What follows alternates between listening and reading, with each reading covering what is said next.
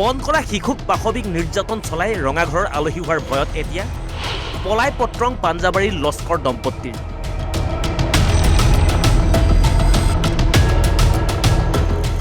বিগত দুদিন ধৰি অব্যাহত দিছপুৰ আৰক্ষীৰ অভিযান। মোবাইল অফ কৰি স্থান সলনি মানৱৰূপী এই দানৱ লস্কৰ দম্পতীৰ। নকলে চাগে বুজি পাইছে এই অসুৰ দম্পতীটোৰ কথা, তথাপিও এবাৰ পুনৰ মনত পেলাই দিছোঁ। এইগৰাকী বাহাৰুল হক লস্কৰ, চিনাকি আকৌ ব্ৰহ্মপুত্ৰ বৰ্ডৰ অভিযন্তা হিচাপে, আৰু এইগৰাকী তেওঁৰে ভদ্ৰলোকৰ মুখাপিঠা হাউচৱাইফ পত্নী আমৰিন আখতা লস্কৰ ওৰফে জুহি চৌধুৰী।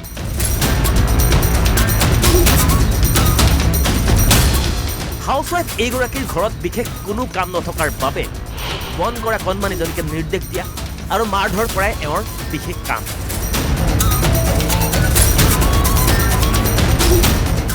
কেৱল মাৰধৰ কৰাই নহয়, সামান্য কথাতে পুহমহীয়া জাৰত দুৱাৰ মাৰি উৰে নিশা বাহিৰত ৰাখিছিল কণমানিজনীক। কিমান দিন হ'ল তোমাৰ থকা? 5 বছৰ। 5 বছৰ। 5 বছৰ তোমাৰ সৰুতে লৈ আহিছিলে ইয়াতে। তুমি ক'ত টোপনি মাৰা ৰাতি? পকাত। পকাত। এইটো কাৰ স্কুলৰ ড্ৰেছ পিন্ধিছা তুমি? আণ্টি ছোৱালী। ছোৱালীৰ। তোমাৰ কাপোৰ আছে নাই? নাই। ক'ৰবাত গ'লে তোমাক লগত লৈ যায়নে? যায়, সদায় চবত লৈ নাযায়। এতিয়া তুমি ঘৰত থাকা, তেতিয়া দৰ্জাটো মাৰা থাকেনে বন্ধ থাকে? বাহিৰৰ পৰা লগ কৰি থৈ যায়, মানে তাৰ মই বাহিৰত কাৰ লগত কথা পাতিব নোৱাৰোঁ। তোমাক কিমান সৰুতে লৈ আহিছিলে ইয়াতে? 7 বছৰত। 7 বছৰতে আনিছিলে। তোমাক পইচা পাতি দিয়েনে? দিয়ে। আচ্ছা, সেইটো পইচা ক'ত লৈ যায়? ক'ত মানে দিয়া তুমি? সেইটো মোৰ পাপাই লৈ যায়। পাপাই লৈ যায়। তোমাক মাৰপিট কৰে? কৰে। আচ্ছা, কি কাৰণত মাৰে? কি কাৰণত মাৰে? যদি মই কিবা এটা কৰোঁ, সেইদিনা মই হেৰি কৰিছিলোঁ, আণ্টিয়ে কৈছে এটা চেণ্ডেছৰ পৰা আৰু এটা চেণ্ডেছত পানী নিদিয়ে অলপমান। মই অলপমান দি নাই চপনি দি দিছিলোঁ, ভাবি গৈছিলোঁ পৰা, তেতিয়া মাৰিছিলোঁ। মাৰিছিলে? আচ্ছা, বহুত আগৰ পৰাই মাৰে তোমাক? আচ্ছা, দিয়া ভালকৈ নিদিয়ে খাই। ভালকৈ নিদিয়ে না? নিজে খাই মাছ মাংস, কিন্তু কণমানিজনীক খাবলৈ দিছিল জুঠা খাদ্য, ব্ৰেড, ৰুটি। নাভাবিব কেৱল কণমানিজনীকে এনে আচৰণ কৰে বুলি, অন্য লোককো অভ্যাব্য আচৰণ কৰে এই দুই পতি পত্নী তথা পৰিয়ালে। ইপিনে পিতৃ মাতৃ যেনে পুত্ৰও তেনে। পিতৃ মাতৃৰ অপকৰ্ম থাকিবলৈ কণমানিজনীক বস্তালেঙৰ তলত সুমুৱাই ওপৰত শুই আছিল এইগৰাকী 17 বছৰীয়া নালায়ক পুত্ৰও।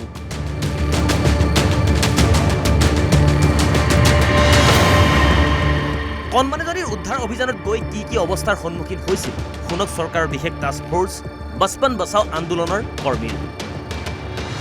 তাইক বিৰাট মাৰধৰ কৰা হৈছিল। এক্সাম্পল আপোনাক কৈছোঁ, বোলে চাহ বনাব দিছে তাইক, চাহ বনাওঁতে বোলে চেনি অকণ বেছি হৈ গ'ল, তাতো তাই পিটন খাইছে।